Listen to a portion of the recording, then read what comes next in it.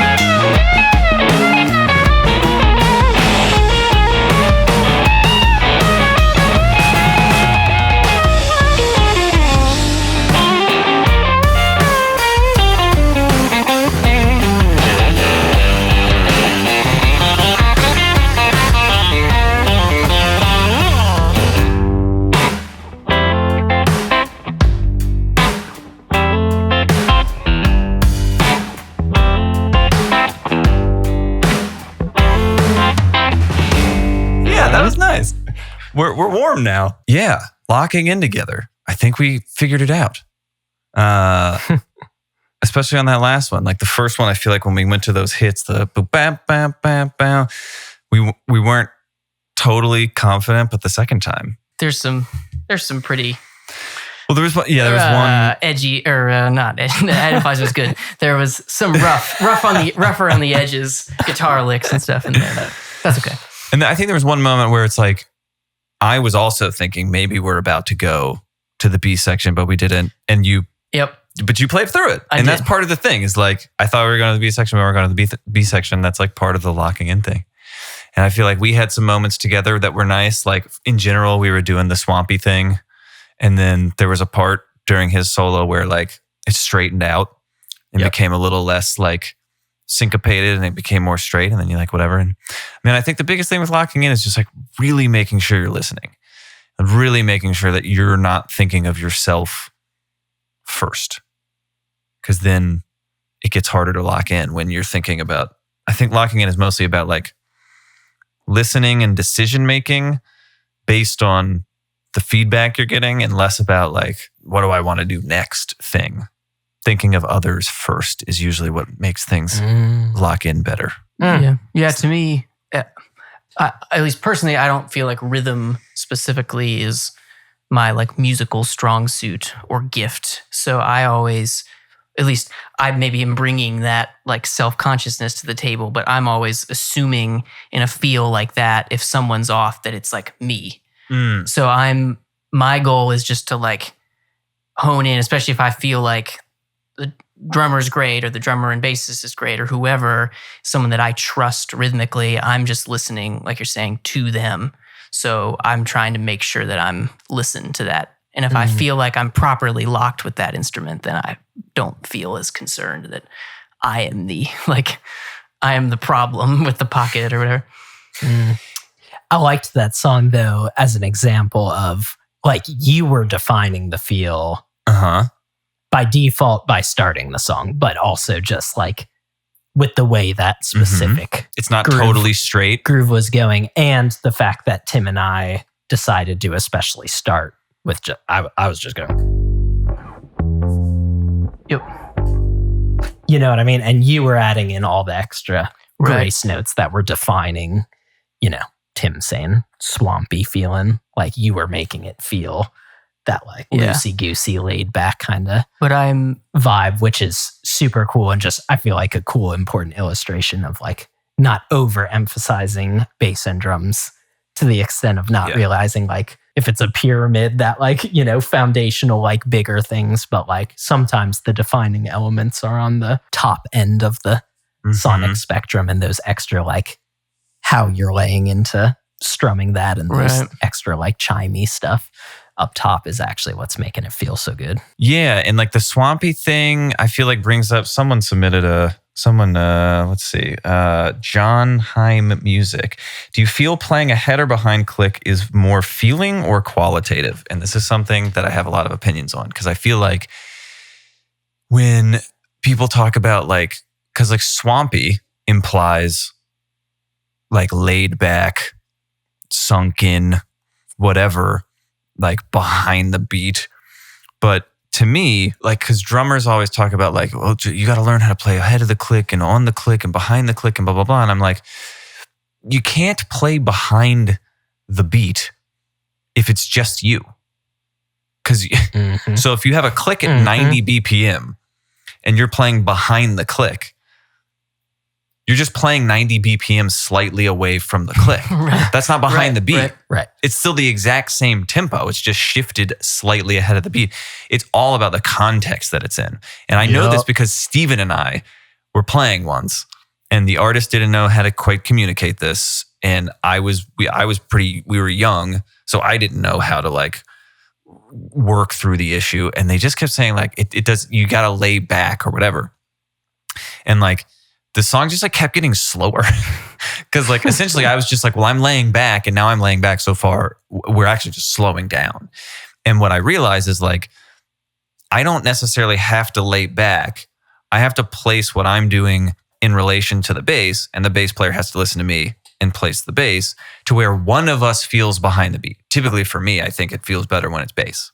Like bass can play super behind the beat, and then I just do my thing, but now the whole groove can feel more laid back because of the relationship that I have to the bass.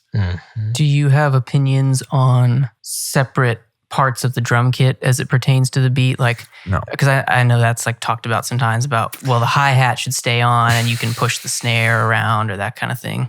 Not in any like if you're going for a Dilla type beat or whatever, which that's a rabbit hole I can't even begin to go down. But like if you want, like there are certain time feels where it's like when I don't necessarily think like the hi-hat is playing at this tempo and the snare is playing at this tempo or whatever. Like sometimes I will flam things more. Like for things to feel tighter, I can play hi-hat and snare as possibly at the same time as I humanly can. And for things to feel like sloppier or looser, I can like almost flam hi-hat and snare. But I'm never making like a And the snare drum is going to be like, 92.3 BPM in my brain, and the hi-hat will be like right on the beat or like whatever. But like, yeah, I think most of time feel is like the relationship to everyone else. Mm-hmm. Like if you're with your like swampy thing, like he's saying, you're playing all these like 16th note pickup things that are like slightly swung, but they're not straight, but they're not like jazz swing. And it's like, if you're doing that, that means I can play more straight and my part will still feel swung because of what you're doing. So I don't necessarily have to be like super swingy. I can play like essentially straight eighths, and like, which is what I did at first. I just played like eighth notes on the hi-hat, and it still probably felt kind of swampy because of like how you're playing it. But like, yeah, I think all of that has so much to do with like, it is qualitative in that it's about how all the parts are adding up, and it has almost nothing to do with like, as a drummer, you should lock yourself in a practice room and like, does that make sense to you? It does. Do you agree? Yes, I 100% agree. The other, I don't know if this speaks to the question with talking about it being feeling and or qualitative. I don't think about it that like concretely and mathematically. Yeah. You know what I mean? I literally think about it just as a feeling. Like it should feel like it's on the backside of the beat. And also I'll say about that is I also don't view it ever as you don't want to play behind the beat. Like you were saying, that is not like playing incorrectly, unless that's a specific effect you're going for. But I do view the beat or whatever, or the click, and I view it as like a circle, and you can be on the front end of the beat. So like, since we're on a podcast, I have to describe it. Like if it were a clock, like if you're at 9 o'clock, I view that as the front side of the beat, and you can go all the way over to the opposite side to 3 o'clock, and you can play on the back side of the beat, but you're still like on the beat. I view it as like a circular thing where you can place where you're emphasizing on a different part of the beat.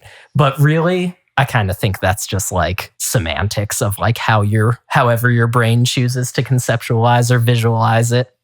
And that's how my brain visualizes that concept of playing on the backside of the beat. But I think anything that works for your brain is going to be fine. Yeah. And it's really just about a feeling, and having played with other human beings enough that you can anticipate things and can make it feel a certain way. Yeah, I don't know how much I'm ever consciously thinking of like, I need to lay this back like just a fraction of a 64th note here or whatever.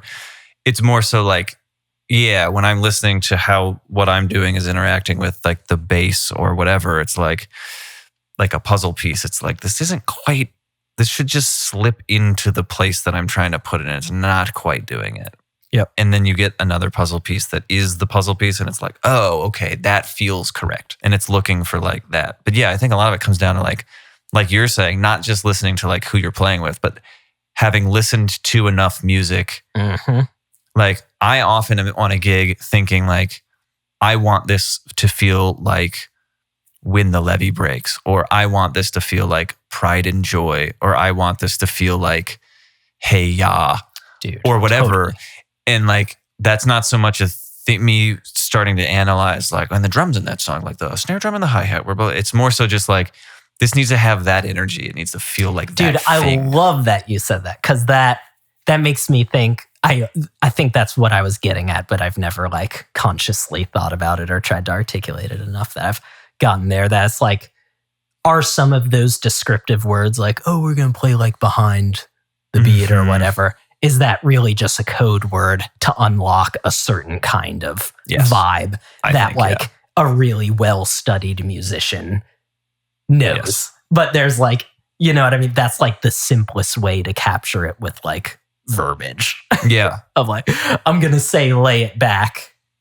And like, that's going to put people's mindsets in a certain like realm of records and styles and stuff, and communicate that. Is it more about that than actually scientifically the accuracy of saying, where are you placing it in relation to the beat? I think that's probably accurate. I tend to think about it because I just personally don't feel like I'm rhythmically good enough to have that much control in terms of I just like tend to play ahead of the beat, and I don't think it's not a good thing, right? That's not my interpretation of the style. That's just like what happens. Yeah, when I am playing and the feel is not great, it's likely because I'm pushing it. Whether that's if it's live or whatever, that's just like a nervousness thing, or that's just an energy thing, or that kind of thing. So I don't necessarily think about it. I don't feel like I'm qualified to put that much thought into it. I try to think about it more like you're saying, of if someone says, oh, this is a really laid back, like we want to be behind the beat, I'm trying to think more like that, to say, I think what they mean is the way we're playing it feels too energetic, or it feels too rushed. Or as a guitarist, a lot of times it might mean I'm just playing too much. The rhythm part I'm playing might be there's too much strumming, or I'm playing a muted thing with too many eighth notes, or that kind of thing. There's something deep there. Yes. And then they might say, the artist or someone giving feedback or whatever might say, oh, this is more of a laid back thing. Like, this is real behind the beat.